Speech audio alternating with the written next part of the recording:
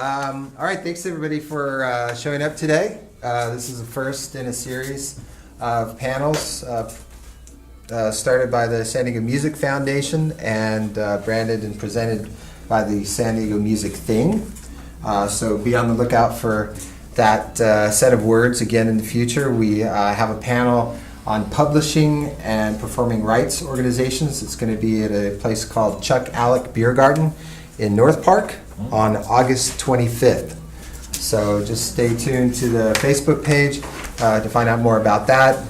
In the future, we'll also have panels on booking and touring, on publicity and social media, and we'll just kind of keep going through and then cycle back to more important topics, kind of like all the topics that are important to your music business career. I really want to thank Cinematic Arts and Sound, which is the venue that you're in right now, for donating this space and the people and the time to set everything up. It's costing them a bit of money to donate all this to us, and we're really appreciative, the San Diego Music Foundation.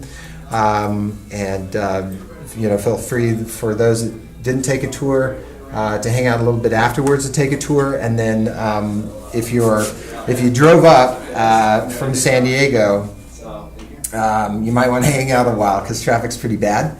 And tonight they have a super cool event called Cineamericana. I don't know if you saw the cool artwork when you came in, but there's this famous poster artist, rock and roll poster artist named Scrojo. And so they have a big event tonight with some live music, the art, and then they'll be showing off a lot of the different things they can do here.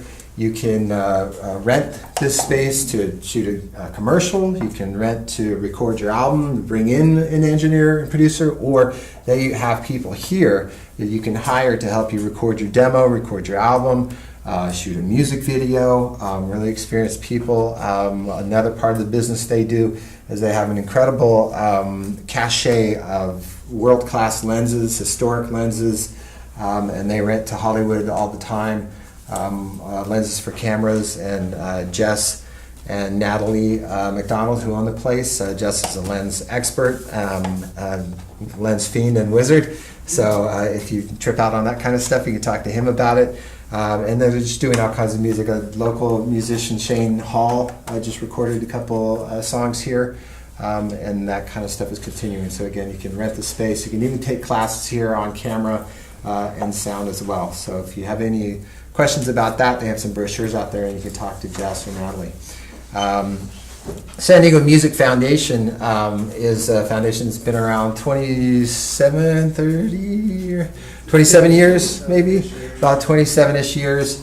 San Diego Music Foundation raises money to buy guitars and banjos and put them in high school and middle school music programs.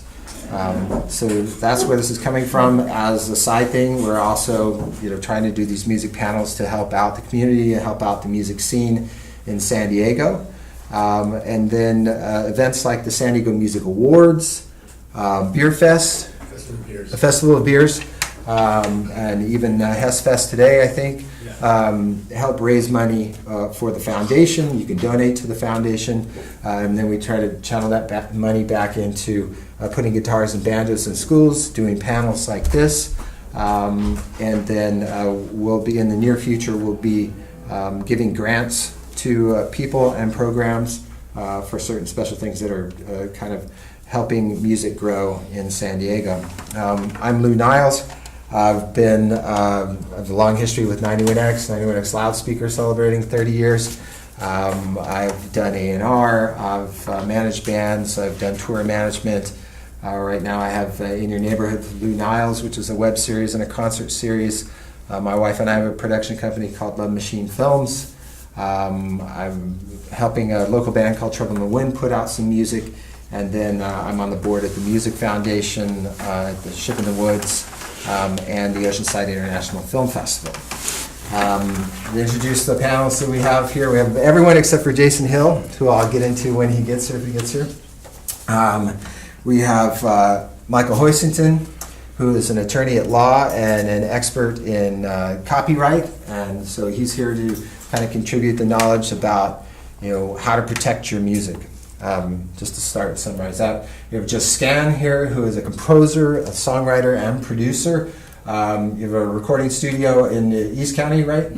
And long-time musician in the scene, and has crafted music for major networks, worked with songwriters like Bernie Taupin, and will bring to the table, knowledge about composing, about writing songs for other people, about working with major corporations and smaller businesses, music for commercials, television, and even film.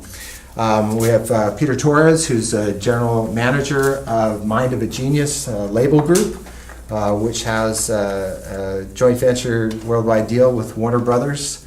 I've known Peter for a long time. He is, the way I like to describe Peter, besides the amazing work he's doing as a general manager for a major record label like that, is that he's one of the people I know that's a true A&R guy. If you know what the term A&R really means, artist and repertoire, comes from the old days, usually where the people performing didn't write the songs. Elvis didn't write those songs, and people, even the people in the band, were brought together. So the A&R person had to bring together the band members, the singer, get the song, bring together the engineer and producer, and all these things. He actually still does that and has been doing that for 27 years. 23. And it's 23? 23. And it's a pretty amazing process. And with the huge rise in the last decade or so of pop music that does involve a lot of songwriters, it's kind of true A&R is probably kind of alive again. So he'll bring together all kinds of information about, how do you do your song for someone else, and then if that gets used in a movie or a TV. So all kinds of information from Peter. And then my good friend Ron Fountenberry, who is making a living, has his own business, writing music, jingles, music for film, crafting. Maybe somebody wants to use his own song, but he's also creating music specifically, working with a director or an agency for, we need this for this. And it is really an amazing and talent-specific type of process. So he'll offer that as well. Many years ago, Ron was also in a band called the Softlights, and before that, a band called the Incredible Moses Leroy. Successful bands out of San Diego, California. So what I wanted to start off with, as the topics we'll go through, we'll kind of go through your music and how to protect it. We'll go through, what next and how to get it out there. And then when the paper starts coming in, and what some overview of some contracts and how those kind of things work. And Michael, with his expertise as a copywriter, is kind of going to kick it off with a little overview of copyright and what you need to do first things first, right? Right. Actually, I was going to talk about copyrights, and then I was going to talk a little bit about licensing, but you want me to wait and talk about the licensing and stuff later? Yeah, we'll get into what, then what? Your music. So we're going to start off with Gotcha. What's first. All right, well, I'm Michael Hoisington. I'm an attorney at Hicks, Fletcher & Mack in San Diego. I've been doing this for about 18 years this year. My undergrad degree is in music composition from UCSD, and I've worked as a professional musician. I played in a rock band in my younger years, and I was on the road. Then I worked in the electronics field for a number of years, but I was still writing music and playing music, so I kind of went back to school at a later age, and I got my undergrad degree in music composition. Somehow, and I planned on going on and teaching music, but somehow I ended up going to law school and became an attorney. And I decided to combine my passion for music and the law, so I have a small entertainment law practice representing musicians and manufacturers in the music industry. But the bulk of my practice is trademark and copyright litigation and prosecution. So the first thing I want to talk about, I will talk about licensing issues later, legal issues and contract issues, but I just want to give a basic, very quick, kind of a bullet point overview of copyrights. And first thing I want to do is I want to distinguish copyrights from other types of IP, mainly patents and trademarks, because interfacing with a lot of different people in the industry, people are confused. I mean, consistently they're confused about the difference between patents, copyrights, trademarks. So a patent is basically a right in an invention. Usually it's a device or a product of some kind, and it's an exclusive right. All of these IP rights are exclusive rights. A trademark is a right basically in a brand. Trademarks are source indicators, and that's what trademarks do. Copyright protects expression. A copyright protects a work of authorship. And I'm going to digress for just a second because none of these IP rights protect ideas, and I see a lot of confusion with people. They don't understand that in our system, ideas are not protectable unless you keep them a secret. So that's just something. I mean, a lot of people think if they come up with a trademark, that belongs to them. It doesn't. That's just an idea for something. It doesn't belong to you. They think if they come up with an idea for, let's say, a plot line for a story, or an idea for a storyline for a musical composition. They think that's theirs, and they share it with people, and somebody ends up taking it. Well, that's okay.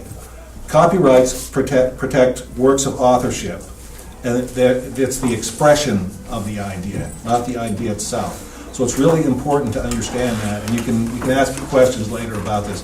But copyright protects expression of an idea, not the idea itself.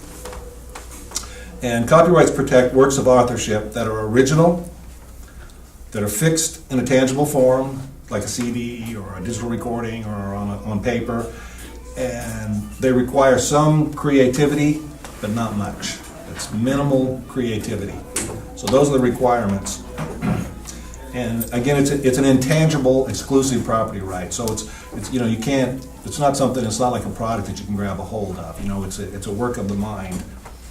It's a limited right. Right now, under the copyright law, a copyright lasts for the life of the author plus 70 years. There are some other terms, but that's the basic one that you need to know.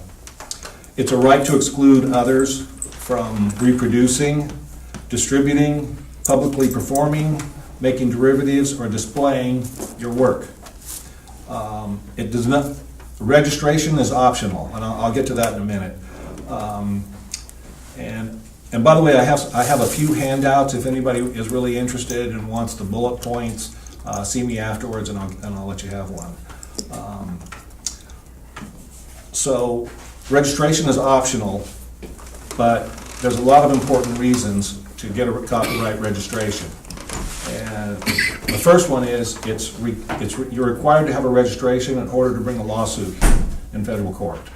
So copyright jurisdiction is exclusively federal jurisdiction. So to bring a lawsuit, you must have a registration. So if somebody is infringing and you decide you're going to go after them and you don't have a copyright, you're going to have to immediately go file one. And it's a little more expensive to file an emergency copyright, expedited copyright, than just filing a regular copyright. If you have a registration, you can get statutory damages up to $150,000 per infringement for willful infringement. The most important thing about having a registration is you can get your attorney's fees. And that's important because it's expensive to litigate, but if you have a registration, you may be able to find an attorney, if you have a good case, who will take it on contingency because you have the registration and the attorney's fees are available. And the attorney's fee, the statutory protections, the attorney's fees, statutory damages, those are only available if you have a registration. So you need to register your copyright within 90 days of publication, or you have to register it before the infringement begins. These are very important points. It's also, your copyright registration it's prima facie evidence of your ownership of the copyright. People can search the copyright database if they want to license. Let's say they hear your music, they want to license it, they need to find you. They can find you through the copyright database. I already mentioned that the right to sue, statutory damages, attorney's fees, and it's $55 to register your copyright. You can also register a group of songs, $55 for a group. So you should register. I highly recommend it. A lot of people don't, and they come to me after the fact. They have a problem and they haven't registered, and it's a mess. The only other thing I want to mention about copyrights is there are two types of copyrights that we're concerned with in music. And that is there's a copyright in the composition, the actual song, the melody, harmony, rhythm, the lyrics. That's one copyright. This is very important. There's another copyright, separate copyright, in the sound recording. So, and when we get to licensing, you're going to see why that's really important. So that's a little overview of copyrights. Great. Thank you very much, Michael. So it's sticky and deep and wide, and I think a lot of people, it's all tied into publishing, and a lot of people don't know much about publishing, and I think that's because at a certain point it just becomes too hard and confusing and difficult, and really that's where the value really lies, and really you really need to protect yourself. So we'll get into some more about that a little bit later and how that all ties in. I want to welcome our fifth panelist. This is Jason Hill. Thank you so much for what must have been miserable hell. Mr. Torres here is smiling because he's lucky enough that he took the train down. From LA. That's what you want to hear, right? Yeah, exactly. Yeah. I'm from San Diego, so I'm used to it. Yeah. Coming back.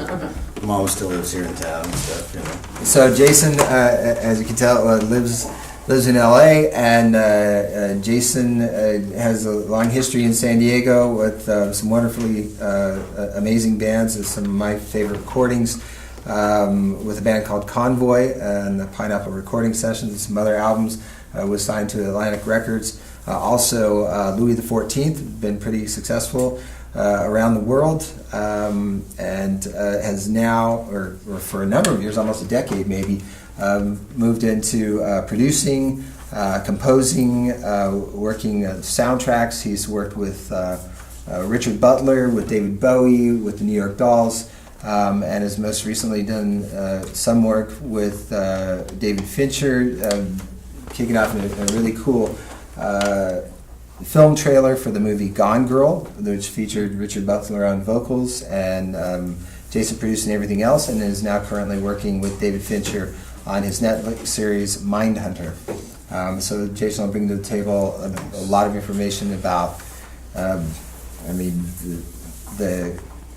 being a songwriter with a band, and those licenses and things that happen to some really kicking off things for Louis XIV in Europe. I think really it's a TV show use, and then everything that comes with composing, and there's a lot of working there with you can with the commercial, and then also the cinematic, and kind of crafting to what's going to be shot or what's written in the script and things like that. So really interesting stuff. So as we move on from copyright, a little bit different, I really just want to start with where do you start, and maybe draw from some of the people on the panel about how to get yourself. Before you're mailing stuff out and sending stuff out, you got to have everything copyrighted. But how do you organize everything? How do you pull that together? Your songs, maybe you didn't, and this is relating to songs, we'll get into later stuff where you're actually crafting something new for a client. But your songs that you have, if you're going to send them out for consideration for use, just some really simple things. Like I thought maybe I'd ask Jason and Ron, how do you organize your music? Just so it doesn't all get lost, so that you can specifically, put something in a digital format or even a hard format, and then send it out for copyright or registering with ASCAP or BMI, just to have those things, those ideas organized. If you just think something, wow, this is really good, I better protect this. At what point do you do that, and just maybe some simple tips about organizing your work? I would love for Ron to let me know that, because I don't really know. I have so much music that I'm constantly making that just sits on hard drives or this or that, and yeah, most of it should be copyrighted, but I suppose, years ago I signed a publishing deal and then another one more recently. So a lot of times I'll submit it to them and they'll do that, but I don't know. I think that's one of the hard parts about being a musician is that inherently, if we want to create, we have to let go of some of those organizational Right. skills or some of that business stuff. I have to shut it all off otherwise. But then, but we should be more organized. Please, Ron, tell me how to do that.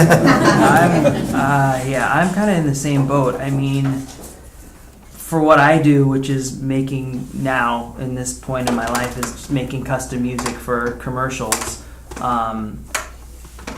Everything is happening so fast. There's no copyright. What does happen though, like for example, last week we were working on some commercials, and just to be safe, the client requested a musicology report. So we sent the tracks out to a musicologist who, their job is to make sure that it doesn't sound too much like something else.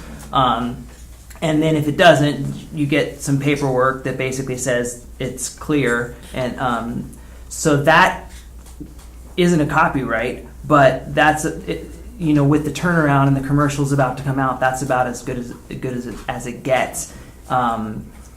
We've run it by someone whose job it is to make sure it doesn't sound too similar to something, and then that's it. But there's no real copyright in that sense. Right. And as an artist, same thing. It's like just making songs and filling up a hard drive, and it's definitely something that you should be doing. I think if your music is going to be obviously out, if you're making records and If you're you out, release it at that point. yeah, exactly. If you're performing and you're doing things with songs where other people could hear it and steal it, but for what I do, it's not completely applicable. Right. So if you're sending it out there and you're getting on the radio, or you're trying to send it to music supervisors or TV shows or production companies and things like that, you definitely should At that point, you should copyright definitely it. copyright it, yeah. And if you've got it in digital format, or find a way to get it into digital format, I think is the easiest way.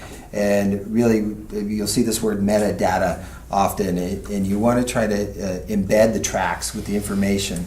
So if you can embed the tracks with the information, then digitally when they show up, they'll have all that information on it. It could have information about the songwriter or the performer and all that kind of information. So that's something to definitely look into, a way to embed the tracks with that information.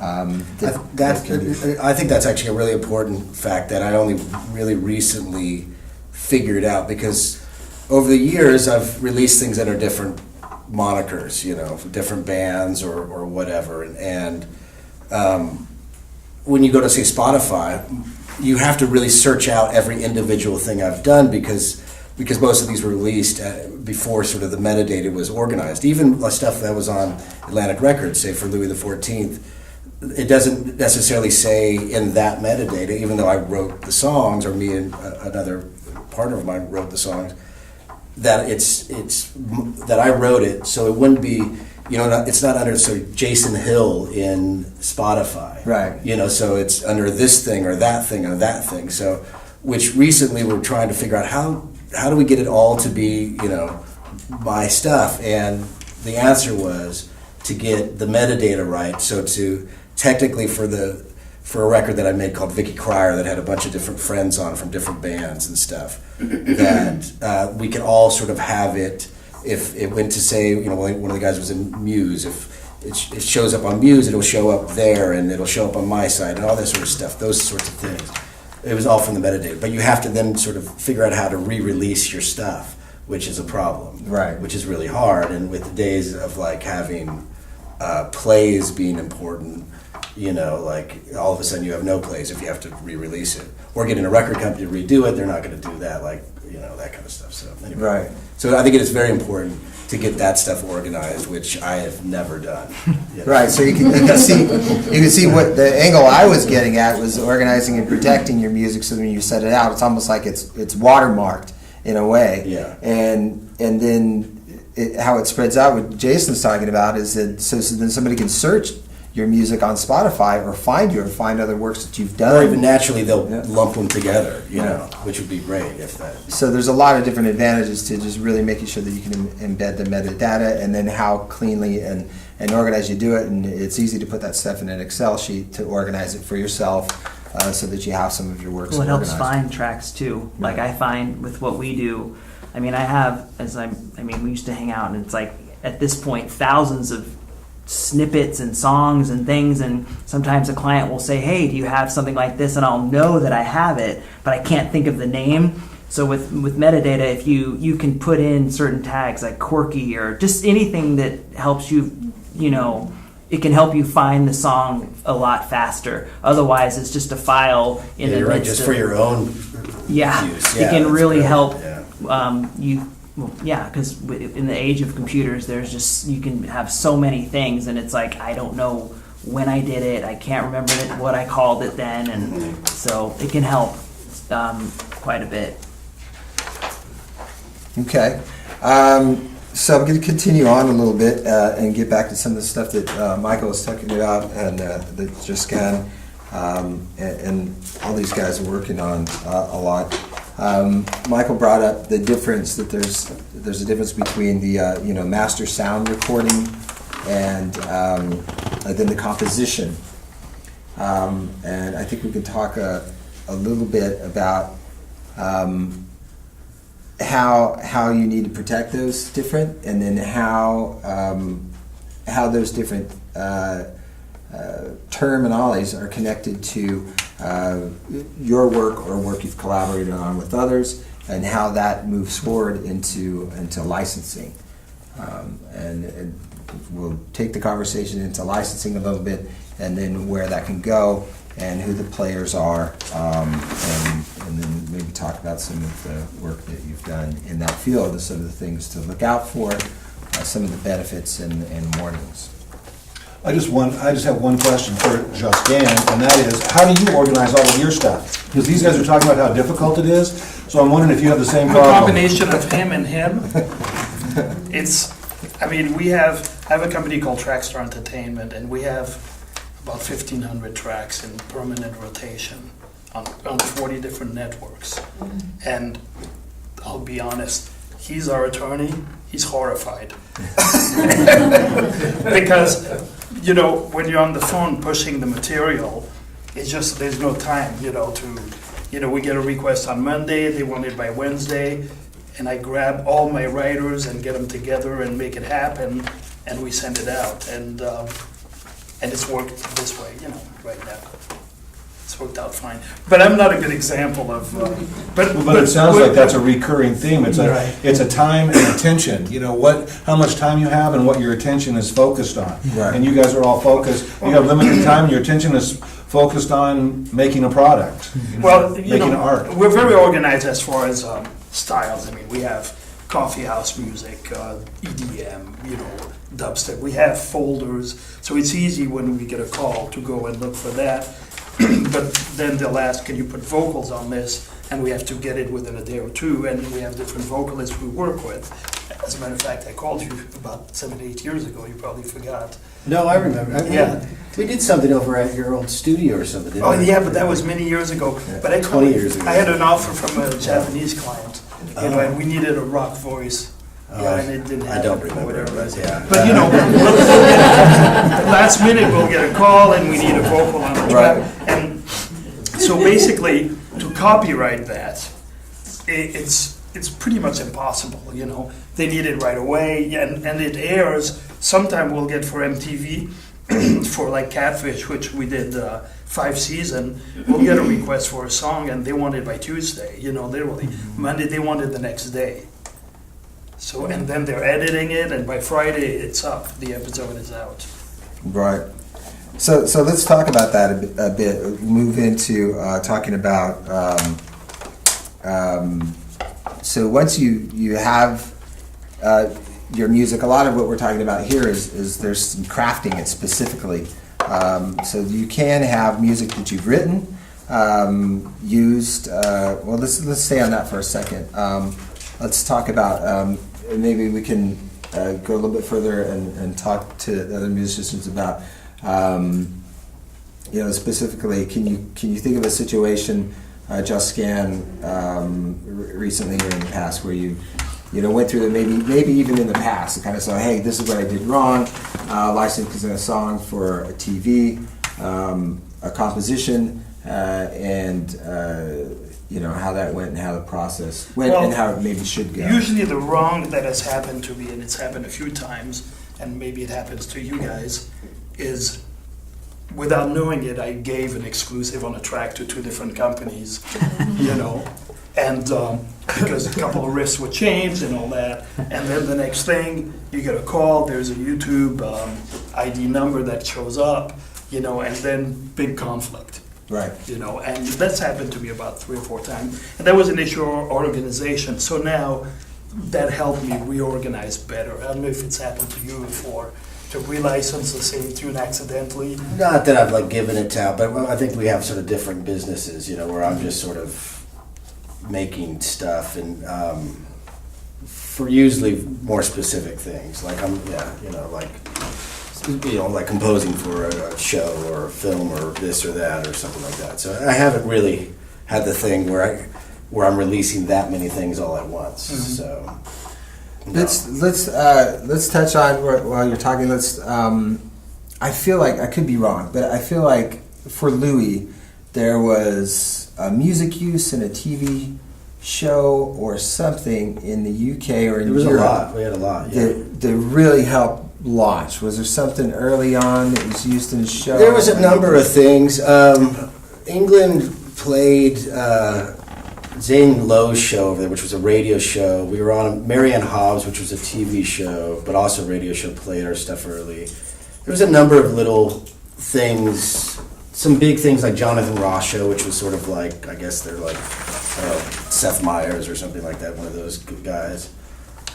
There was a lot of, they were playing us. The problem that we had was that we released a song like here, before we signed a record deal or anything like that. A song started getting played on 91X from, a number of people. Al Guerra was playing it, and different people were playing it. And by the time it actually, and then they started playing it over in England before they really played it much in the rest of the United States, except for, I think, Live 105 in San Francisco, and the old pirate radio started playing the song. But by the time it was actually officially released, like later, about 8 or maybe a year later, 11 months or something later, we'd already, like, the main single was already like come and gone over in England, and so it was really strange how they're looking for the new song. They're, especially England's really quick, so they're like, song. Yeah, exactly. So that was a little bit, but it did have a really big success over there and did well over here too. But that was a little hard, right? But there was definitely for like Louis, it was a bunch of little things happening all at once, right? And then just So just to try and illustrate a little bit that sometimes the getting the use in the film or TV can really help launch you those songs or those. Yeah, well, interesting enough too. This was back in 2004, around then 2004 and 5 and stuff. And at the time, it was still a little bit weird to give your music to commercials. So, somewhat stupidly in hindsight, we passed on hundreds of thousands of dollars worth of like syncs that nowadays everybody jumps at. But at the time, we were a little bit more conflicted. Like, I don't know if I want to do a Rolling Rock commercial, like that kind of shit. Right. Nowadays, I don't give a fuck. I was just whatever. I could care less. Because once you make I can barely remember something I made 2 days ago, let alone something I really care about that I made a year ago. At this point, so Right. But yeah. Ron, can you talk about maybe something, maybe a song not crafted specifically for a client that kind of helped launch? I'm just trying to illustrate how getting a song used can sometimes help. Something that or something you crafted but was released or was gonna be released, but that use in a commercial or TV or whatever helped really help launch the tour or help bump the album sales or something like that. Yeah, so I'd say in around 2006. So I had been in some bands and we had toured quite a bit, and we had kind of a cool, known as kind of a cool indie band, but we weren't really making any money being on the road, and certainly not selling records, but we had a lot of success in placing music in TV and commercials and movies and whatnot. And right around that time, I was trying to figure out what I was doing because we were going on these tours and I was coming back broke. So I got a call one day randomly, and this guy, and he's like, "Hey, Ford wants to use one of your tracks."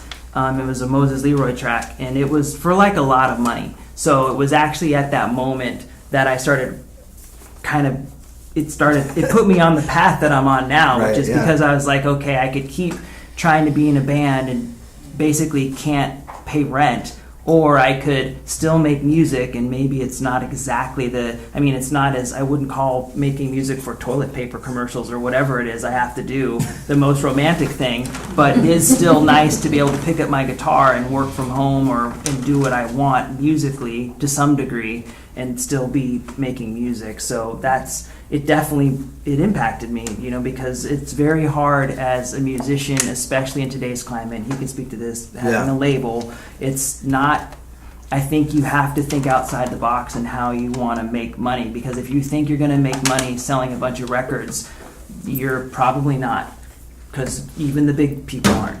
Right. So you have to have other ways. And another thing to that, though, you never know, like you're talking about what propelled your career too.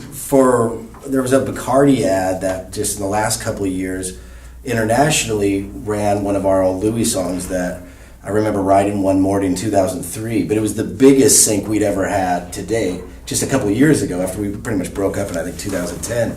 So you never know when those things are going to happen, which are just amazing. You're like, When all your of a sudden, music- out of the blue, you're like, Right. thank God, Music this is is fantastic. Yeah. And so I want to ask Peter, because Peter is a GM of a record label and then has worked with a lot of artists, like I said, almost like a chef, putting the pieces of the ingredients together to find the right chemistry. But as the head of a record label, thinking of those different strategies or how important syncs are and getting those placements, or in your strategy where it used to be, okay, we need to get on the radio, we need to get some articles written, and we need to tour. Okay, and nowadays, So I've been able to work in the record business on the record label side and on the management side, on the producer management side for 23 years, 17 of those years spent in A&R. Currently, I'm the GM of Mind of a Genius, and we're a global joint venture with Warner Brothers Records. So to answer your question, I've seen the success that artists can gain from syncs in the past. I've seen sort of how artists can gain momentum in syncs today, just slightly different, right? So right now I have a sync running with an AT&T commercial, but all it is the instrumental of a horn that's from one of the masters that's on our label. So with that little bit of a horn sample, that one commercial is paying off in boatloads. So, and it's actually elevating the career of the group that created the song. And that same song is being used in a number of other opportunities. We had a big sync for Nike during the NFL, during the football season, and it aired every single time the NFL played a game, and it was on every channel that the NFL was playing on. And it was a song called You Right, and the group is called They. But that song is what pretty much allowed for a certain type of audience to tap into that group. And from that one sync, or those several syncs of that one song, we saw a tremendous increase in Spotify plays and Shazam searches and just overall interest. So it still is really important when you get those types of those moments. and how are they finding it off of that? Just with the way digital is today, if the metadata is embedded properly, they're finding out, or they're sound hounding or Shazamming. You're Shazamming. What that sound is, even though it's just that little excerpt, if you will. That's how they're finding out who it is. Yeah, it's crazy. I was going to say, I have a friend that was signed to, or he still is signed to a major label that they were on sort of another aspect of that. They were depending on this. He got this artist got a Dre Beats commercial that was going to air all over the place, and it was supposed to be the thing that propelled this particular song. So In that case, Atlantic Records basically was like putting all of their eggs in this one basket for this commercial to blow up this artist. But then they ended up not playing it as much. It didn't do that well, and they had put their whole campaign based off of this particular thing, Right. Which was, the negative aspect of depending on syncs and stuff like that. It can give it a little extra cash, but it can sometimes break an artist, but sometimes. Yeah, it's just one piece of the total puzzle that you have to have at least in motion to be able to gain the kind of audience that generates that mass appeal. So this might be a spot for me to break in and explain exactly what a sync Right. is. I mean, I'm not sure if everybody knows what it is, but when you're licensing music, there's basically two important issues to understand. You need a synchronization license for the composition, the underlying composition, okay? And then you need a master use license if you're using somebody's recording of that composition. So the sync license, it's to sync music with AV products, like a film, television program, video game are good examples of that. And a sync license is obtained directly, it has to be obtained directly from the owner of the composition. So it's very important. It's not something you can just use, like there's a compulsory license for songs, but you can't, the compulsory license does not apply to sync. So sync license have to be negotiated with the owner or owners. So Publishers. So to break that down a little bit for you, is so just the name of it, the sync. So this client or this music supervisor or this commercial producer or whoever it may be, they're looking for, it seems a little bit backwards, they're looking for the right to change your song in a way. To sync it to what they're doing. So they're going to be in the language. There's going to be some rights to alter certain things, or like No, this, it's the true. vocals were taken out, so it's true. just the horn part. So they're actually getting the right to alter your music. So you might want to look at that closely. Some people you are went rock. with straight with. We don't want to be with Rolling Rock. Maybe Ultimately we did, by the way. That was the reason I brought that up, because we did do a commercial for Rolling Rock. I couldn't remember the ones we took down, but. So it's the right to sync it. So then it's the composition. So these gentlemen are composing the song. They may have already composed it, or they may be composing it that moment, or working with the director or whoever it may be, the client, to compose it to how they want it. And then he will be helping you negotiate that paperwork.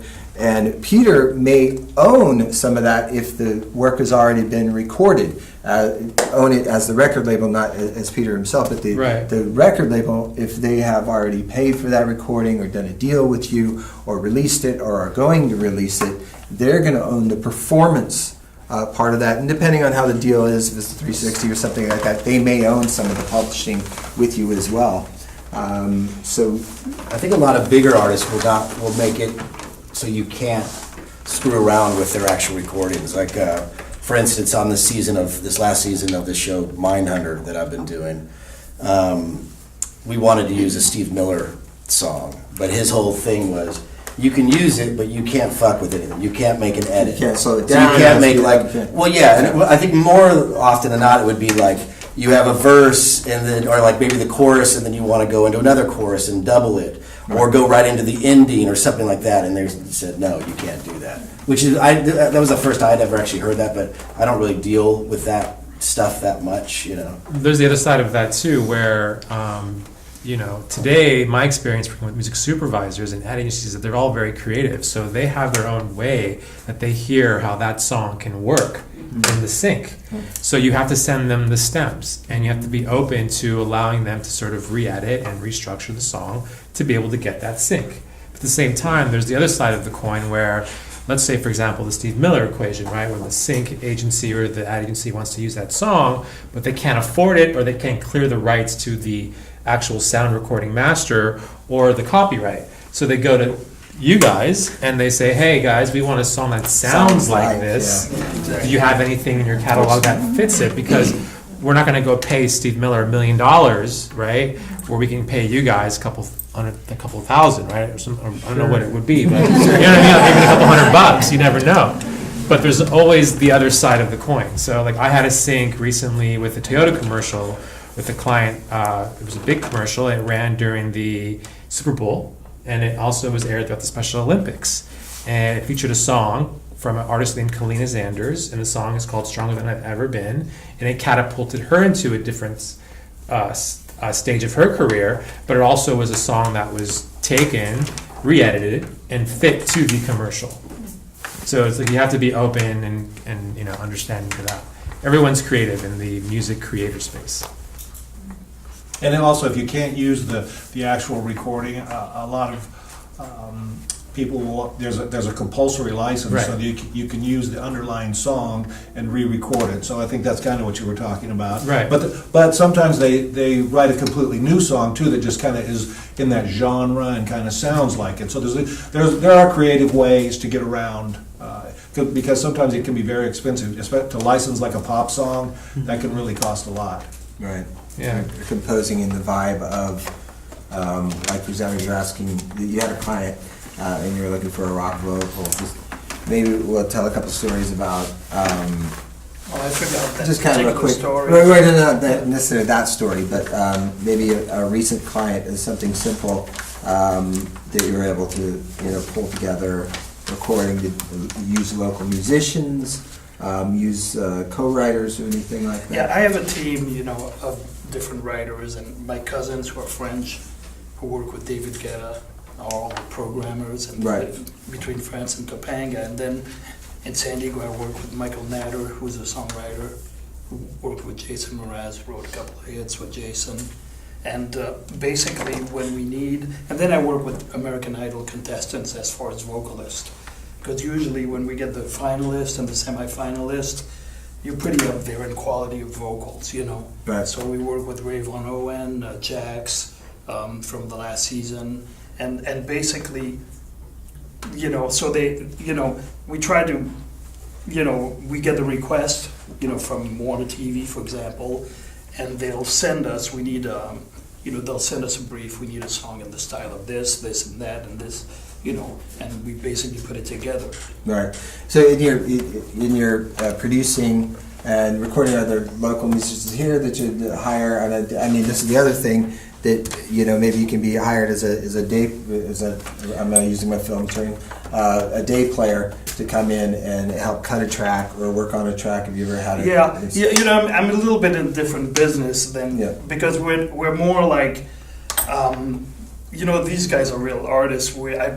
My artist days are behind me. You know, I'm a songwriter and a composer, and I also publish a lot of music. So I'll take requests from different networks, and then I'll get the right people, the perfect combination to deliver exactly what they're looking What for. they're looking for I sounds mean, like to be Steve honest, Miller for a. you know, to be honest, I mean, something. I say that to Michael all the time. We make Subway sandwiches. I mean, if they want olives, they get olives. If they want, you know, meat, they get meat. They get anything they want. They get stems, they get no stems, they get every combination, and that's how we're able to, you know, do volume, you know, and give them exactly what they want. There's very little art left in what we're doing. But it's a good I living. disagree with that. No, but we do it, yeah, I mean, you're right, we do it very well. We do it very well. I mean, for example, my main thing is, there's a girl called Judy Stakey who used to be at Warner Chapel. Oh, yeah. You know, I used to be at Warner Chapel in the 90s. Yeah. And she has a newsletter, and she does really good with that. She was saying, you have to be in tune with what's going on, the top 100s. You know, for example, if Despacito has 2 billion views on YouTube, it's worth paying attention to. Right, because Usually- somebody may come to you for something that all the sounds time. like They get all the time, we at get that these time requests. the flavors of the day. Right, you So- don't want to be stuck in your. So that's what I mean by Right. being less of an artist with these guys who have a very specific sound, you know. We're going to take in anything, and I have a group of people, and I go, okay, this is for you. You do the drums on this, you do the bass, and then we assemble it at my studio, basically. Okay, so I'd like to dive into people and terms just a little bit, and then kind of move back to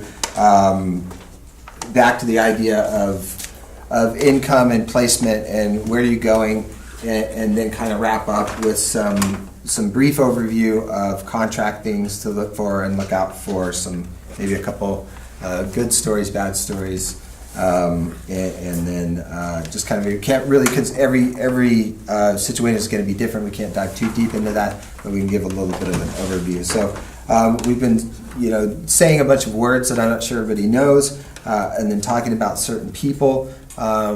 So I was going to run through a couple names of people and repeat some of the words that we've said that may have flown by. But there's a music supervisor, sync rep or sync agent, record label, which we know, the publishing company, the rights holder or administrator, and then the artist, of course. And so these are kind of some of the different players.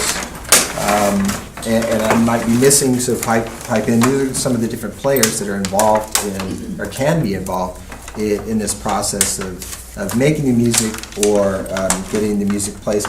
And then the word STEM was mentioned a bunch, and I'm sure some of the recorders know, or some of the artists that are recording. Yeah, I can make a point about this. I've been doing this for over 20 years, and my thing is, if I was going to play football, I would know what the quarterback does. If you're going to play this game, you need to know the terminology. So I put together this thing with every term that relates to film and television. If you guys leave me an email address, I can send it to you. And every word, every position, every gig, the job that everybody does is in here. That's a really good point. You should really know what's going on. You need Get to know the yourself players and the familiar rules with of the game, or if you can't play the game, So I'll gladly email this a PDF, and actually Michael wrote this. Right. It's your copy.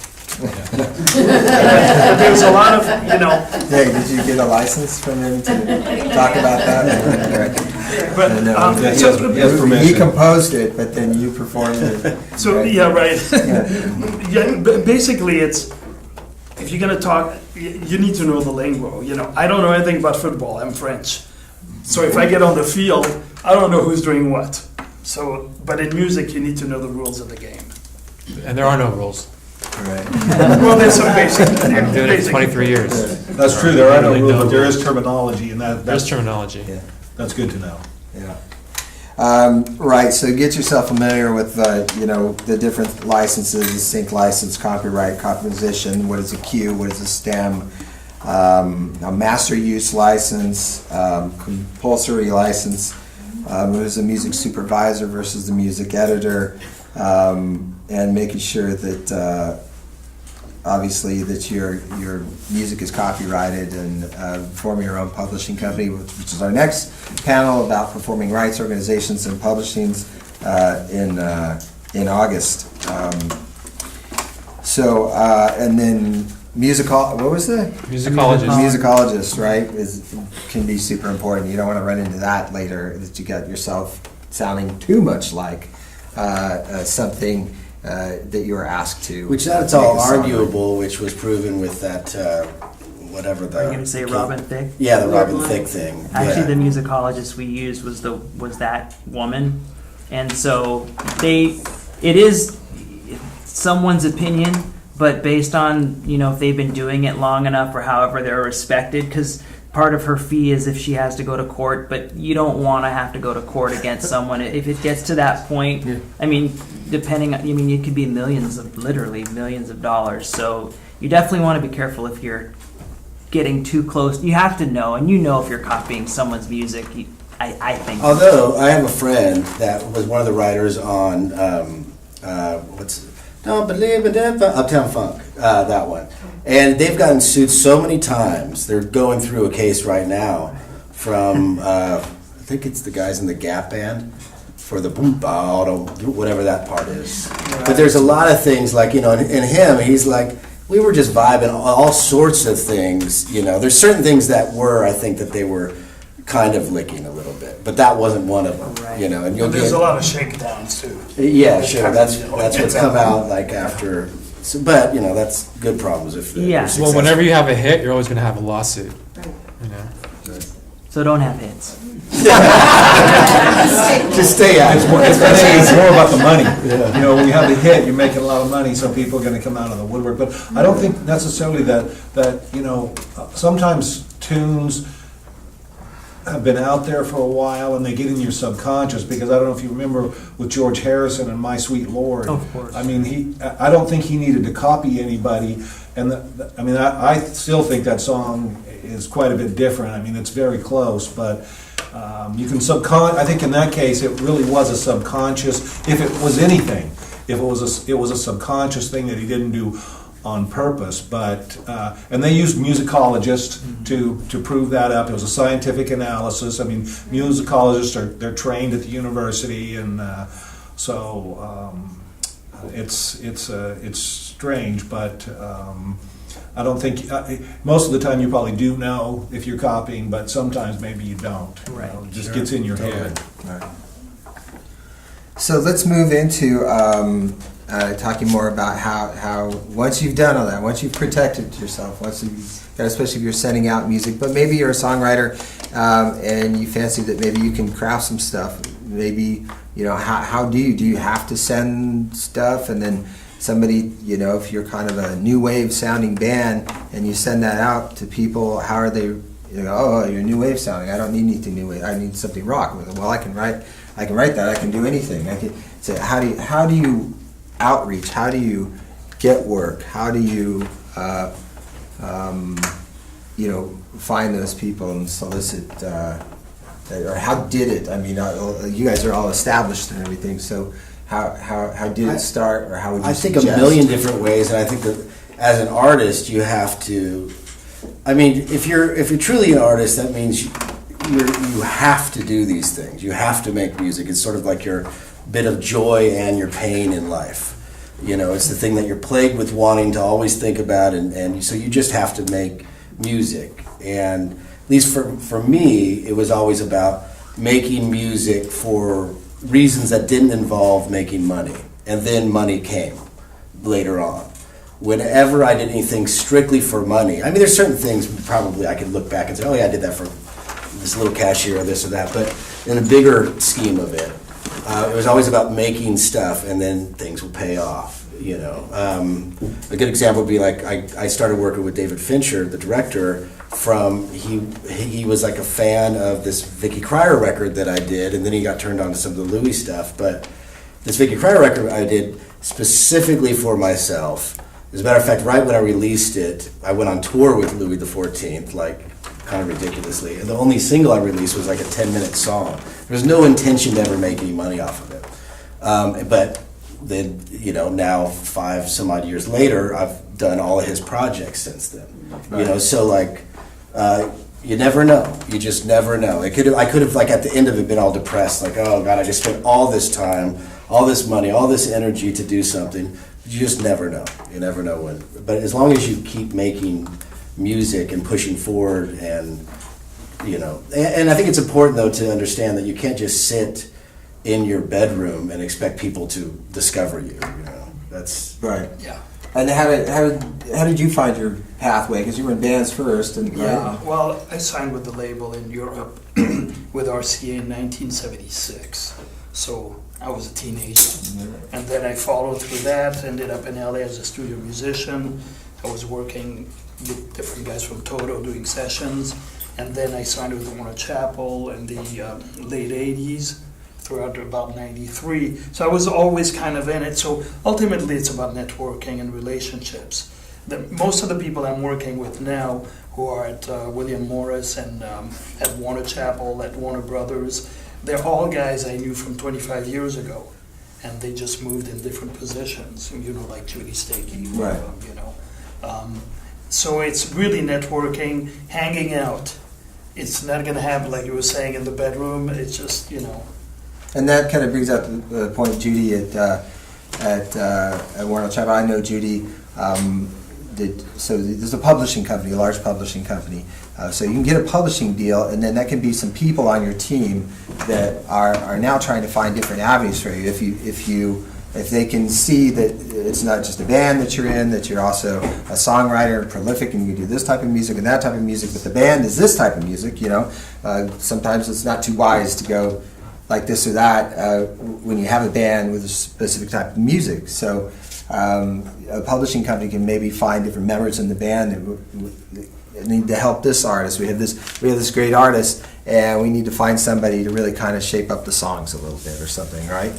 So a publishing company or even a record label who has friends at publishing companies or who knows writers and knows producers that can maybe have a little bit of influence on the fixing the song, giving a musicians who are producers, helping there, right? So these type of guys really to help. I do all the time. This person's got a look, an amazing voice, a great performer, not so much a songwriter. Right. Not so much a guitar player, or piano player, whatever. We're gonna fix also- that, right? So what for are us, they? I know, Just a we model. try to pick The voice. the best singer for the song. Right. The advantage that I feel we have, with what we do at Trackstar is I'm not a singer. I'm not allowed behind a microphone. So it allows me to have 100 different vocalists. Right. If I write a song, I go, okay, this is great for this person. Sometimes you have to separate yourself from the song and say, you know what, I shouldn't be singing this. And that's how you end up with, But same with an album too. Yeah, finding that right person to maybe play and bass. same on it or with something. and bass. I'm a bass player. I hire bass players all the time. So Ron, how did it start for you, or help you? I mean, obviously you were telling us earlier a little bit that the incredible Moses Leroy, the band, was getting a few uses, and you saw for you that was a way to maybe be a musician, satisfy your passion, but not have to slog on the road. People that do want to go on the road and do want to perform. Going on the road this may can be great. I mean, Yeah. because you can network. You have to meet people. I mean, the thing is, when I was coming up and we were coming up, the internet was really just coming into play. So that's a big part of why I chose the path I chose, because you couldn't. Why would someone buy a record if they could? And now we see the Spotify's and it's just a different time now than it was back then. But I think in terms of the two things I would say would be, don't suck. And it sounds stupid, but I meet so many musicians that they think they're so good. And so it's like, really, you should let other people tell you you're good. And if other people... And not family members. Yeah, like, put your stuff up on SoundCloud, and you can put it on SoundCloud and Spotify and all these places for, like $9 a month or something. And try and reach out to blogs and get people who don't know you to judge and critique your music. And if people like it, then you might have something. And from there, just building relationships with the blogs and building relationships, always be cool and be easygoing. I mean, I think when people work with us, they know that, like, I'm going to be cool about stuff. And sometimes, so a client might say, hey, we don't have a ton of money on this, but can you work with us? And I'll say, if I think their work is valid and valuable in the sense that I like it, I'll do it. And knowing that maybe in 6 months, they could come back because we started a relationship, Right. and it could end up being something so much bigger. But it all starts with good music. If you don't have it, then you probably should do something else. So Right. And Peter, how did for so many years, just artists that are just starting out that have nothing, working with them, you've been working at a record label, but then found somebody, and then how have you pieced that together, or how does the opportunity come up? Pathways that maybe you could give some insight to people of how you were able to, we had to do this to get this to start popping, or we had to do this to Got it. that maybe related to a music use or crafting a song for somebody else. So where do I start? So I'll just start with the current company that I run right now, which is called Mind of a Genius. We've been around since 2014. In 2 years, we created enough noise within the internet sphere and the industry on just a couple acts that we had every major music group courting us. And each one of those acts, whether it was Zoo, who is a mysterious electronic artist, whether it was Gallant, who was an R&B crooner, whether it was They, who was a rap duo, they call them Grunge and B, right? Or Klangstoff, which was a band that we found from SoundCloud out of Amsterdam, or whether it was Quay, some kid that, you know, we came across through an Uber driver. You know what I mean? It's like all of these different artists take a different mind frame and a mindset how to approach, how to market them, how to establish them. So with Zoo, it was timing. It was everything was fist pumping, Jersey Shore EDM, and as all things happen in society and culture, things evolve and they change. So when you can tap into a moment in time where you can see that there's a change about to come, and you grab the kind of artists like Zoo and you make very tasteful, almost like sexier dance music that's going to be much more mature than the fist pumping EDM, and you start to tap into that sound by doing a cover of an Outkast song, which is what we did, and you do a cover of it in a very unique way. It was that song that took the blogs over. I mean, it was that song that catapulted Zoo into the stratosphere. And then we put out the song called Faded, and that song Faded was just a moment of time, and that song became a huge international success. But how we did it was very creatively. And I think if I look back at my life and my career of 23 years, everything I've done from that point on, from the beginning to where I am now, I've approached it in a sort of like an artist's mind, where I approach things very differently than typical business savvy people. I come from the streets, I did graffiti art for many years. I know what it's like to hustle and to grind and to create your own opportunity in your own moment. And you have to do that with each individual act. So with Gallant, it was 2015, and because he was such a unique, amazing vocalist, we decided to have like 25 remixers remix that song Weight in Gold. And Weight in Gold became the most remixed song of 2015, and it was through those remixes that we were able to cement him in the generation, in this culture, in this moment, as being like the best voice of this generation. And that turned into him getting a Grammy nomination last year, you know. And or we had They, who we literally put together through friends, and we put one guy who was a great producer, a great producer who was also producing songs for other artists, wasn't having as much success doing that because it's a very difficult and crowded landscape. There are a number of producers, there are a number of songwriters, and they all live in LA, and they're all chasing after the same small amount of major label artists to get their songs or their productions on those records to create value for their intellectual property rights. Right? So it's like there's just a number of ways to do it. So the way I approach every single act at the label that I run, Mind of a Genius, it's all very different. And it's all very catered to that specific audience. Right. So as a songwriter or a band, or a songwriter in a band, or songwriters in a band, and to touch on that same kind of thread has been mentioned here before, as you know, be in tune. If you're trying to craft something, get hired for it, or get your music out there, definitely. I mean, obviously, you want to write what you want to write and what feels good to you. But also, if you're looking to sell it to people, you do have to be willing to, you know, craft or kind of move with the times or be current. Listen to what's happening. And then, I'm just going to point this out because I disagree to some level on terms of if you're trying to be an artist and you want to do something good, I would say absolutely don't pay any attention to the trends. It's complete 100%, bullshit into right. your heart. Right. But if you want to make a little bit of cash, you know, in a different way, because it is hard to make money in a band. You know, and it can be a lot of fun doing things for film or commercials or something like that. Then absolutely, you know, vibe off of something if you want to. But inherently, if you're going to be an artist, don't listen to what else are out Yeah, there. we don't follow trends at Mind of Right. Genius. We make the trend. Right. All of the acts that we have are all very artistic, all very unique, and that's why it comes off so genuine and people are so engaged and it's well received. You know, like none of the acts that we have follow trends. I'm not chasing after the next mumble rapper.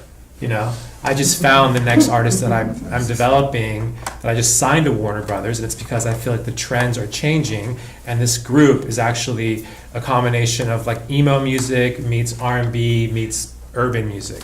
So it's like there's always going to be a shift. It's how you tap into that change and that shift at the right time, and you can capitalize from it. And then when the shift actually shows itself, presents itself, you're right there ready to make it your own. It's just how I built the label. I think it's important to notice the way everybody's talking here, that the music industry there's a wide spectrum of things to do in the music industry. Definitely. And so, I mean, it's okay if you want to follow the trends, and if you don't want to follow the trends, and as Peter said a minute ago, I think there are no rules. So, you know, I think you got to get out and explore it and see what's out there and see what you're good at.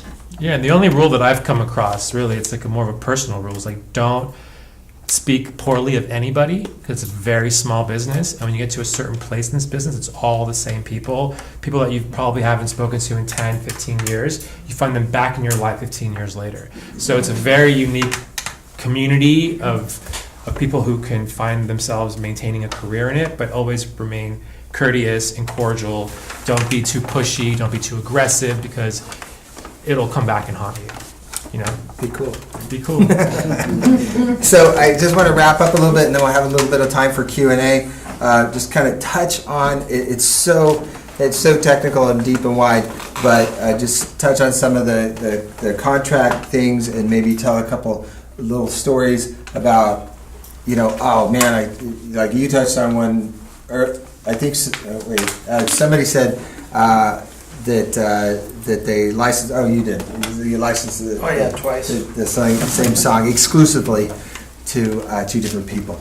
So I just want to, maybe Michael, if you could talk a little bit about it, and then everyone else talk about contracts by way of, I found out the hard way what this means, or what this means, and to look out for this. I don't know, maybe we just start down here and go through. Did you have a learning moment with pieces of paper? Well, I've had a lot of learning moments. One off the top of my head is that, nothing is done until it's done.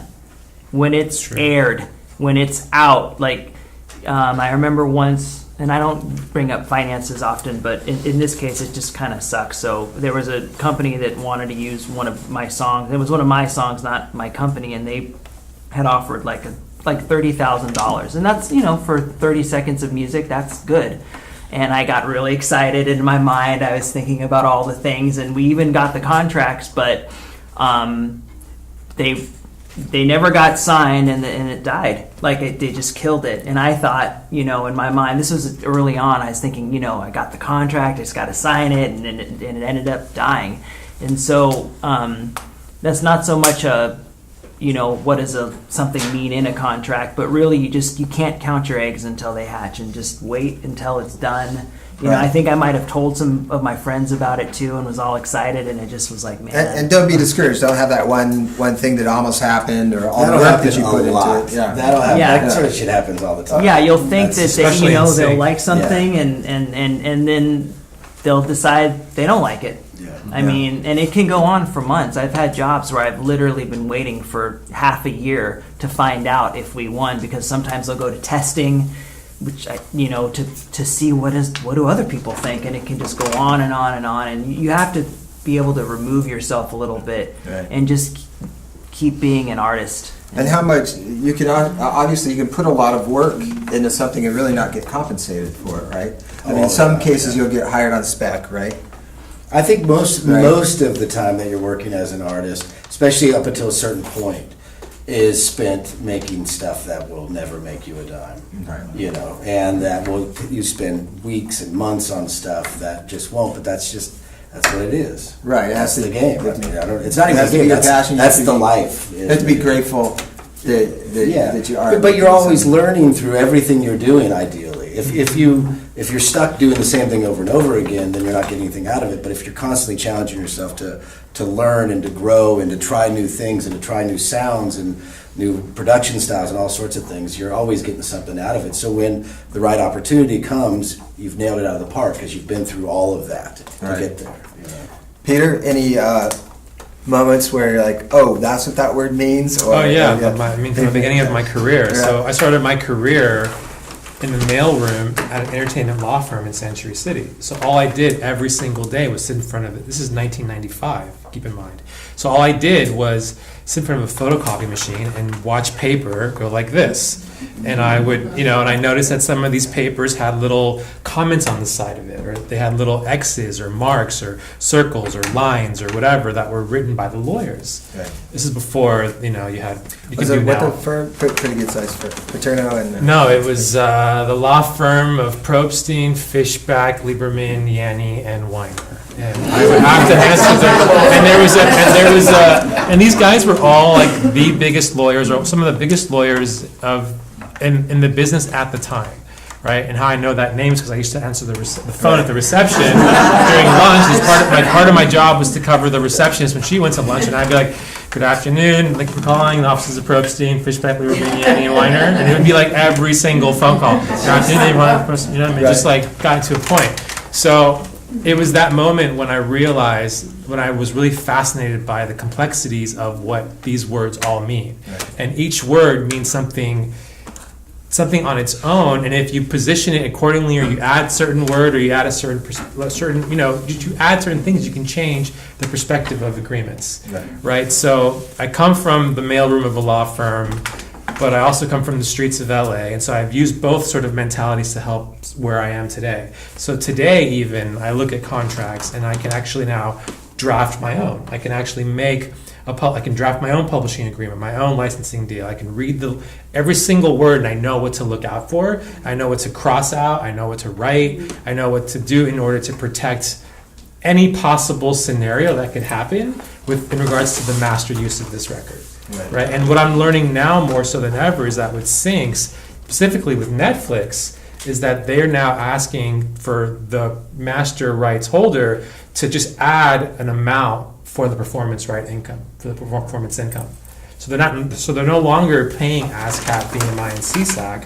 They're basically saying, hey, we'll pay you this much money for the use of the master, right? If you also work with the publishers, which we sometimes do with some of our artists, because they're self-published, so the publishing or the publishing sync deal will come through my attention. I'll have to explain to the artist, who is also the writer, right, because they're self-published, so they have to administer their own publishing, what to look out for when it comes to these sort of terms and these uses of certain languages, and when they're asking to just tell them what it's going to cost to pay you out your performing rights income, versus it being collected by ASCAP and CSAC and then them paying you. So it's a very unique system. It's always changing. It's always evolving. But at the end of the day, it all comes down to the words written in the fine print. Josquin, a learning moment with paper and contracts? Just these couple of situations where I didn't take the time to read properly what was in front of me, and mainly forgetting about my organization of tracks. But it's a good lesson, Right. And now I'm way more careful. Right. Michael? Couple of key Well, phrases Peter or things to hit look the at? nail on the head, and you got to read the contract. Or you got to hire an attorney to read it and digest it and feed it back to you. But in any event, it's a contract. You're going to sign it. You're going to be bound to it. It's a legal document. You need to know you need to understand anyway what it says. And so, that's the most important thing. There are more or less important parts of a contract. I've got a list here, but I'm just going to cover one. The term of the contract. How long? If you're licensing your music, how long are you going to license it for? A lot of licensees are going to want it for the life of the copyright. You may not want that. You may not want that to happen.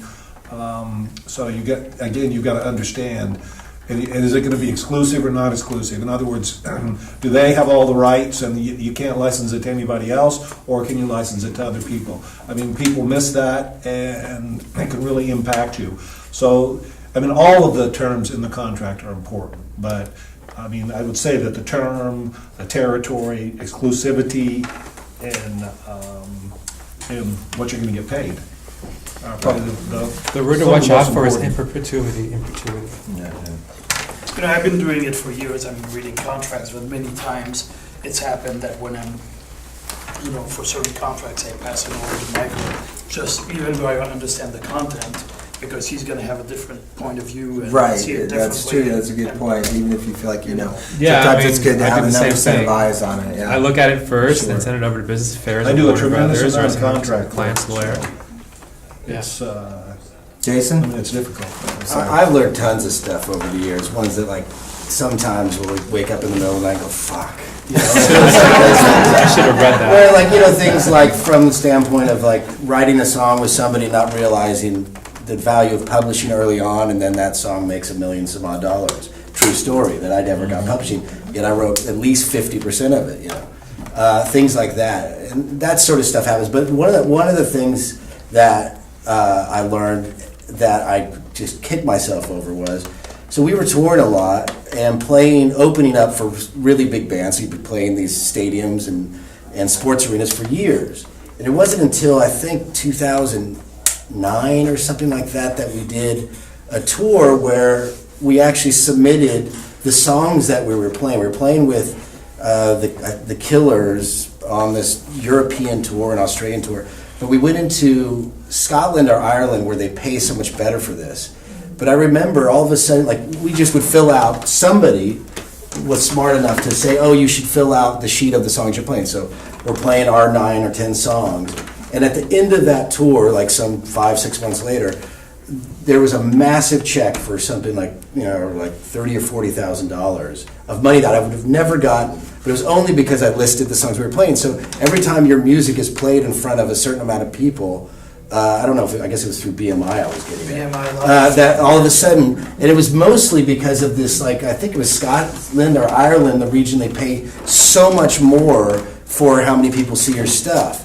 But it just was like, when I got the check, it was like, this is amazing, but fucking A, all this money that I left on the table for all those years that we never did that. It was probably a territorial requirement or something. Well, Neighboring yeah, rights or in Europe, I think the thing in Europe, they made it sort of more like You have to do make this. the artists do this, yeah. Whereas, you know, in the States and stuff, but all that, if we would have been submitting those things, but I didn't understand that. I didn't know Yeah, it. BMI Live. There's tons of those things, though, that you start to figure out over time, and you go, oh, man, you know. So that it's a good kind of segue into our next August 25th down in North Park at Chuck Alec Beer Garden. We'll have a panel about publishing and performing rights organizations, and you know, how that panel was actually supposed to be before this one and lead into this one, but scheduling and things like that. That's how we had this happen this way. But really important, I think, two of the really important topics in your life as a songwriter and a musician, the copyrights, the potential uses for your music, and then of course before that, publishing, starting your own publishing company and signing up with a performing rights organization. So we'll address that then. So I really want to thank everybody so much. We're going to open it up to a little bit of Q&A, thanks Cinematic Arts and Sounds for giving us this venue to make this all happen, and a huge thanks to my panelists for suffering through long drives or train rides or beautiful train nearby ride. drives. 2 hours.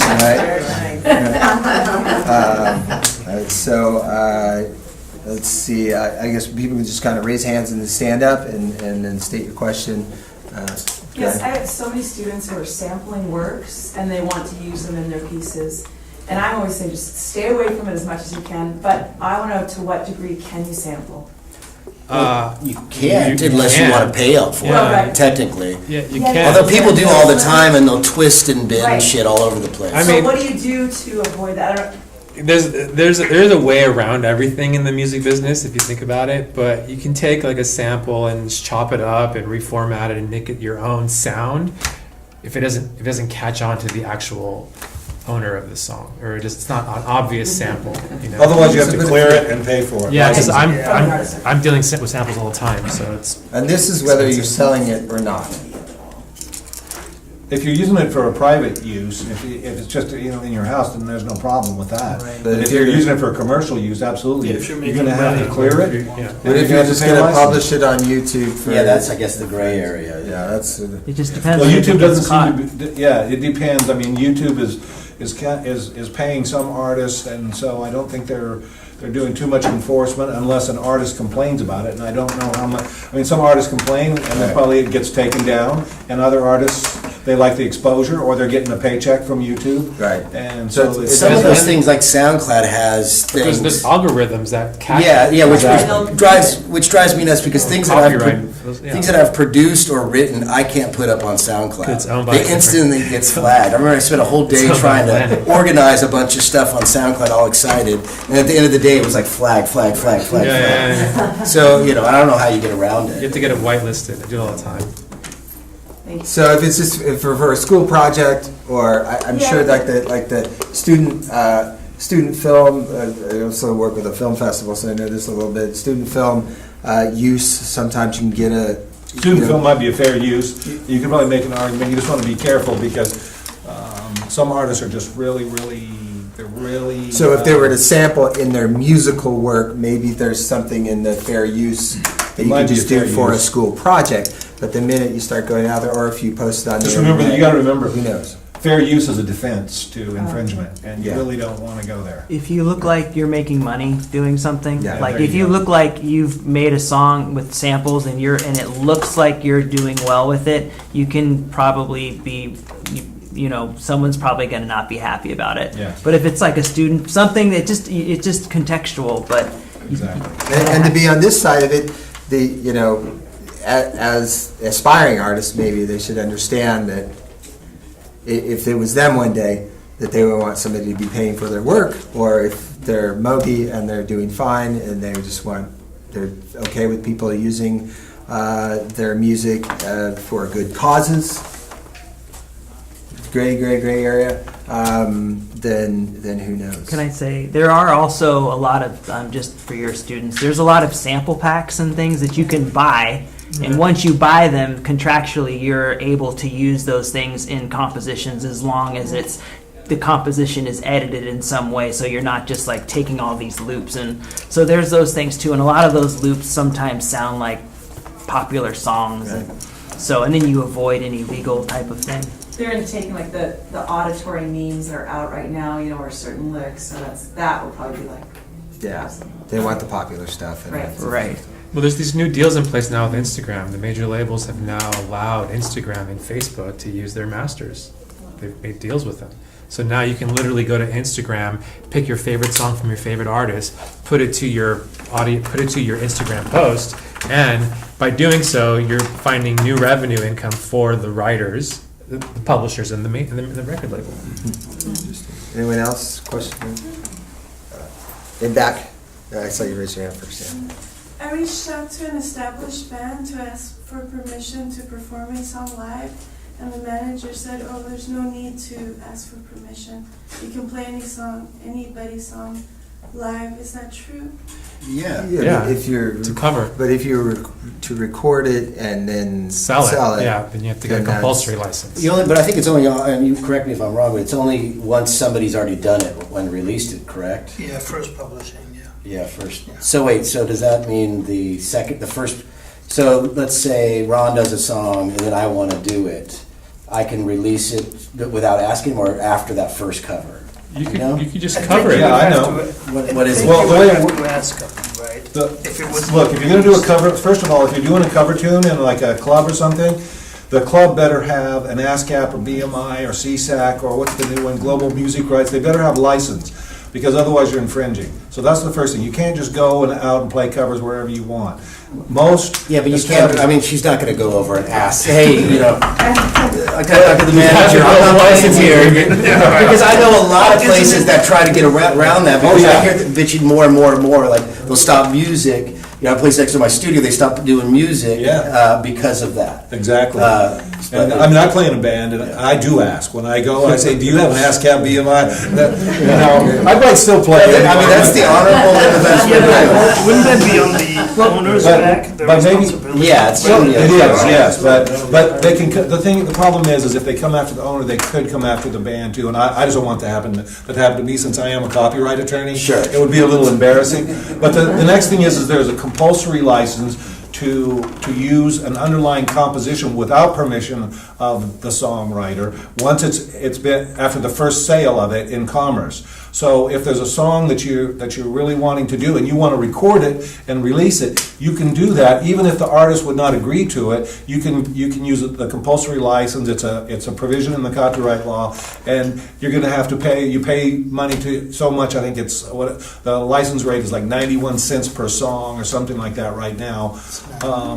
Is that right? 9.1 cents. 9.1, is it? Okay, 9.1. I was close. For a period of like under 4 minutes. Yeah, so I'm sorry, but you can't just willy-nilly take somebody's music and go out there and perform it or record it. I mean, the law does protect the songwriter and an artist, so you just need to understand. I mean, people do it all the time. You see it all the time. People play concerts, and there's no ASCAP BMI, and bars are doing it, and a lot of them are getting shut down because ASCAP BMI, CSAC, they have spies that go around. They hire people to wander around towns like San Diego or wherever, and they'll check it out, and you can get a letter, and if you get a letter, I advise that you answer it. Yeah, and I think it's valid if your bar is making significant business off of a really cool jukebox, or if you've got a bunch of cover bands that you're running through there, and the cover bands can be making pretty good money, and the bar can be making pretty good money. But if you're an original artist and you play one bust out one song, and cover. I don't think it's a big deal, but Yeah. it's definitely like It's not a big deal, Especially if they there send is it to you law in out an email. there. Yeah.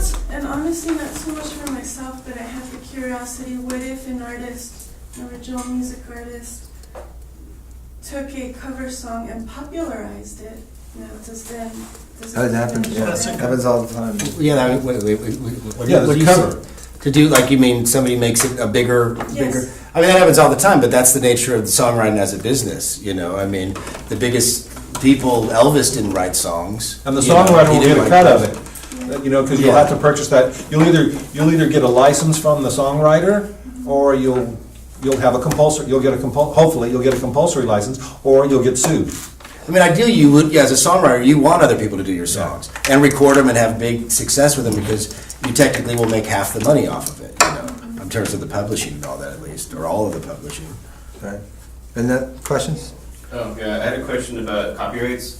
So this is my first time hearing about the two types of copyrights, because I've registered songs as recordings under U.S. Copyright Office, but so what's the function and purpose of the composition? Well, I'll just, you guys are better off this, but it's exactly what I was just saying in terms of like somebody writes a song and then somebody records a song, and let's say there's 50 versions of My Way, whoever wrote that, I don't recall, but whatever, there's 50 versions of it. Well, the record company might own that particular recording of it, but the song is still technically owned by the guy that wrote that song, or the people, or whatever it is. Yeah. Right. So being in that's a a good band that's explanation. doing both, you need to cover both. You need to make sure both are licensed. I think they explained it perfectly. That works for me. What would be the point of exclusively licensing something to somebody versus too many people? Why would you give exclusivity to anybody? money. But what dollar amount That's needs for to you. be tacked onto that in order for that to be a... That's for Or you. if they were going to do some sort of advertising push, like Yeah, if it's commercial. yeah, that's usually when those sorts of things happens. Like somebody wants to just use your song for whatever it is, whatever purpose, and only that's, only for them. That's So the way it to really- do it. So it yeah. depends on what it's, Would it be the a value situation is. where you're collecting residuals, or would it be something where it's like a flat? I think it depends. That's going to be in the language usually. Sometimes it will be a flat, and sometimes it, that you can still get the, again, if you performed it for something, you're still going to get the composition publishing off it. Sometimes you will just flat, So that's something else I kind of wanted to touch on that I thought might be getting too in the weeds, but because every situation is different and it all depends on you, I wanted to kind of put some reality out there that, if some little web commercial from some new product that nobody's ever heard of that may not be around in a year wants to pay you $500 for a 30-second something, it's kind of up to you and exclusive, and they get to use it wherever they want, whenever they want. I don't know, that might, and you're an artist that nobody's ever heard of, that might be kind of good, if they want to use your song from your album that nobody's ever heard of or something like that as the end credit to the new Avengers movie, then you might want to get a lawyer to kind of look at that for you and try to see if you can get more in the tens of thousands or hundreds of thousands range. I don't know. So I don't know how comfortable you guys feel about maybe throwing out there, what's the lowest I've ever and what's the best I've ever done, or things of the. It's really kind of looking at the client, looking at the situation.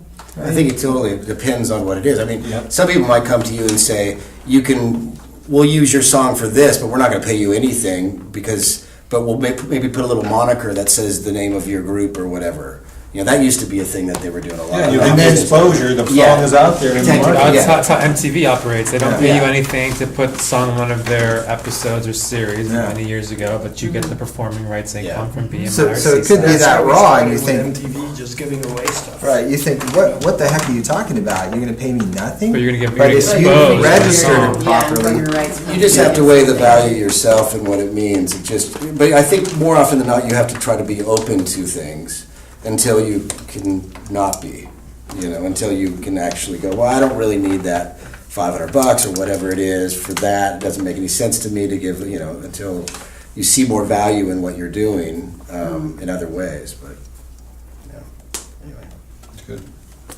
Yeah. Now, where would entities like that, like Netflix and things like that, go looking for music, like a syncer? Would like Spotify or SoundCloud? Where do the people that are doing those shows do that? yeah, how do you get on the radar to get? I think how that- do you get them to listen to you? Well, I think you're like something like, I have 2 shows that I'm currently doing on Netflix, but I'm composing them. One of them, but both of them actually I have a hand in the music, because neither of them have a music supervisor. I have a hand in the other, like on the music supervisor kind of a thing. But those are the people that tend to handle a lot of that. Or you'll have your directors that will fall in love with something. How you get in their hands, I don't know. That's probably a better question for. They just come across it. They just probably have heard it somewhere or found usually, it somewhere, and then they want to use it in their scene. Well, it's like he was saying about the artist from Uber that you signed. How do you find music? That's how all music supervisors, they find music the same way. YouTube, Spotify, from friends. And so it's good to have your music on as many platforms as possible and try and get on playlists maybe, so just so people can be exposed to your music or blogs. It's the same way no matter what, whether it's Netflix or anything like that. What I was saying earlier about this commercial that Louis XIV got recently, it was like a Bacardi whiskey ad around the world, but it was some dude in Chile, I believe, that was a fan of the band that happened to work for maybe the advertising company. I don't even know, but it was some sort of a fan of our band of that particular song that put it in there. It wasn't like, a lot of people also will think, oh, I got to sign. I know there was a talk about publishing companies and this and that. Truth is, you got to hustle it and do whatever yourself, and any of that stuff just kind of comes. It's like random. Independent music supervisors. What's that? Independent music supervisors. I guess I don't know. I mean, I've never specifically sent out anything to them, or I don't really know that angle of it. But I guess, yeah, you kind of just have to try to figure out ways. Ad Yeah, agencies. I mean, there are guys and girls that have these independent sync companies where they Yeah, use a their lot of them. relationship base in the sync community with music supervisors to, I guess, decide what they want to start pitching on behalf of the artist. They take some level of commission on whatever they pitch and secure, but at least you have someone there that knows the people and has the relationships, because it all comes down to relationships and them wanting to put your music in mind for some specific project. So sync rep or sync agent is a person that will That's go a very find music common supervisors thing. for you. That's a very common thing that I see a lot. That I'll talk to different, like, younger artists that are especially coming up and stuff, where they're trying to, young and old, but still trying to really make a foothold in it. Is they'll have guys that run these sync companies that will say, I want to exclusively like shop your material. And that's a question I constantly hear them having to decide whether or not they're going to do it. And usually I advocate don't do that, because Don't do exclusive. Yeah, I agree. because you know, you're dealing with people, and people often are inherently lazy except for on the things that they really love doing. And I don't know anybody that necessarily loves to go out and try to pitch somebody on. I don't know. No, if you really No one. So I wouldn't necessarily sign an exclusive deal on anything. I was going to say that on that note, that no one is going to, most likely, no one is ever going to be as passionate about your music as you. So I've had offers of exclusivity where, hey, we want to rep your songs. And I always say no. I say, you can take them, and if you bring something to the table, you get a cut. But Absolutely, to yeah. limit yourself to just one set, I don't think it makes sense. Yeah, it doesn't. Yeah, I agree. And I was going to say, I think both of you gentlemen probably work with ad agencies or have some relationships with ad agencies. I don't do very much of commercials. Okay. You know, Yeah, I just work with that's what music we students. do. So that's another avenue, but in all of it, it's a team. You know, it's reps, it's managers, it's relationships with music supervisors who are signing up a sync agent, a Editors. publishing company, Yeah. people you know in film. The company my wife and I own, Love Machine Films. Most of the projects we do are for nonprofit organizations. And there's some documentaries we've done, so the budgets are really, really low.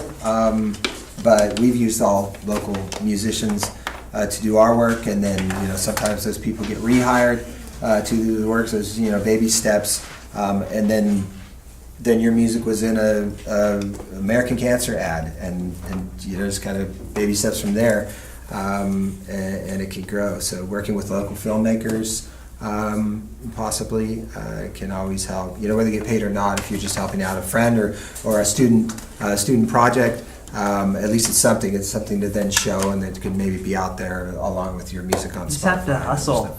Yeah. I mean, I've had friends that went on, these are things that I would do if I was go on Vimeo, and you'll see a lot of times there'll be credits, and you can try and track those people down. And if you feel like they have an aesthetic that would if they're using ambient music and you make death metal, it might not be worth having that credit. But if it's something congruent with what you're doing, email them and say, hey, could I just send you a couple tracks, and maybe next project, I know it's crazy, but would you just listen? And you'd be surprised. I mean, you never know.